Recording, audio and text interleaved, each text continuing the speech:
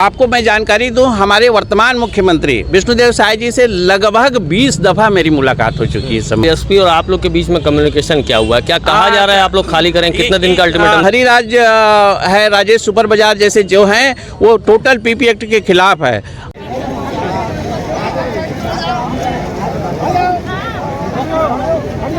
दिया है, हमारा लक्ष्य तय है। हम रामनगर मुक्ति धाम जाएंगे बीएसपी के आवासों से, हमारी मरनी वहीं होगी।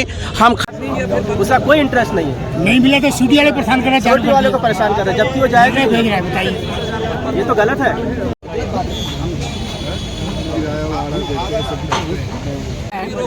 उसके बाद भी परेशान कर रहे हैं। अच्छा, 32 गुना किराया भी ले रहा है, 32 गुना जबरदस्त वो दंड के रूप में ले रहा है। इसके बावजूद भी जो है तंग किया जा रहा है। गरीबों को मकान देने के वादे कर रही है और कई जो बेघर हैं उनको घर देने की बात कह रही है, लेकिन जो आप मेरे पीछे भीड़ देख पा रहे हैं वो बीएसपी के एक्स एम्प्लॉइज़ हैं जिन्होंने बीएसपी भिलाई इस्पात संयंत्र में अपनी सेवाएं दी हैं और आज मकानों के लिए वो तरस रहे हैं और ज़िला प्रशासन के सामने अपनी बात रखने हैं। दादा, क्या आपका परिचय बताएंगे और क्या मांग है पूरी बात?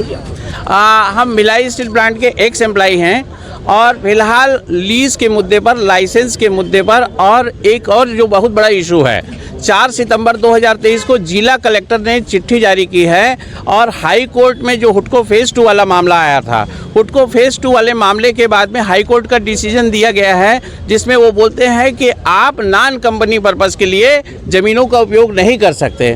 तो वो कलेक्टर साहब मीणा साहब थे, उनने आदेश जारी किया कि सारी ज़मीन हमको आप वापस करो जो आप नॉन कंपनी पर, जिसमें पब्लिक बिल्डिंग है, उसके अलावा स्कूल्स हैं, ये सारी ज़मीन और उसके अलावा लीज़ में जो मकान दिएंगे सारी ज़मीन हमें वापस करो। ये कलेक्टर साहब आदेश कर चुके हैं यहाँ से। जो बीएसपी का जो कार्य क्षेत्र है उसमें बहुत बड़ा एरिया है जिसमें मकान बने हुए हैं जिनको बहुत अच्छे से बनाया जा सकता है, जिनको पब्लिकली दिया जा सकता है, लेकिन बहुत सारे मकान खंडर हो रहे हैं, ये कह रहे हैं। बहुत से मकानों पे कब्जा है। फिर जो एलिजिबल लोग हैं जिन्होंने सेवाएं दी हैं उनके लिए लीज वाली बात जो है लंबे समय से अधर में लटकी हुई है। नेताओं ने भी बहुत वादे किए, कुछ हुआ नहीं। बिल्कुल होगा, हमने तो नारा दे दिया है, हमारा लक्ष्य तय है। हम रामनगर मुक्ति धाम जाएंगे बीएसपी के आवासों से, हमारी मरनी वहीं होगी। हम खाली नहीं करेंगे क्योंकि धारा 14 समानता का अधिकार का जो कानून है, एक तरफ आप लीज देंगे, एक तरफ नहीं देंगे, एक तरफ सारे थर्ड पार्टी के नाम से बड़े बड़े लोगों को आपने मकान दिया है। बहुत सारा जो पीपी एक्ट का वायलेशन होता है, हरिराज है, राजेश सुपर बाजार जैसे जो हैं वो टोटल पीपी एक्ट के खिलाफ है।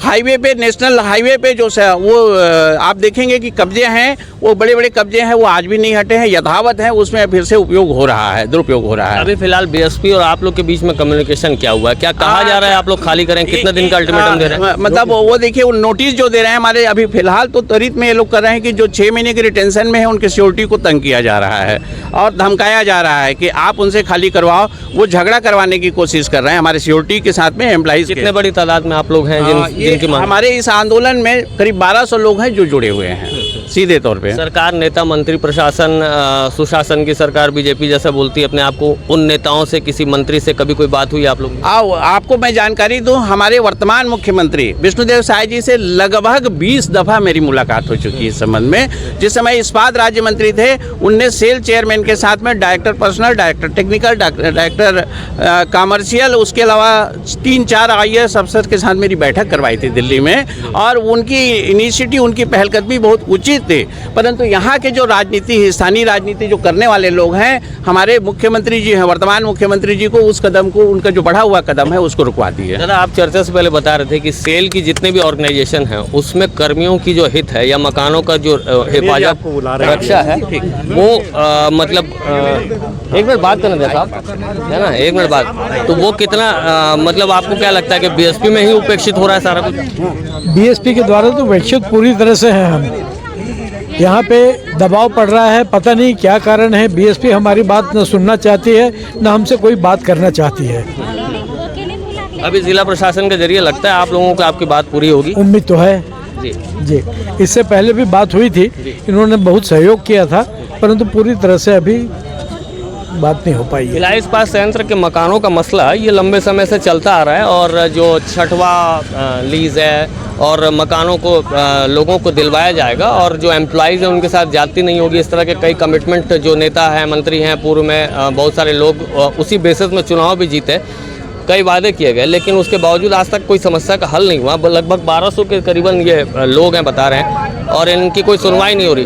अब देखना होगा इस मामले में बीएसपी इन खबरों के बाद, इस तरह के हल्लाबाजी के बाद और इस तरह के आंदोलन के बाद में क्या फैसला लेता है, ये देखने वाली बात होगी।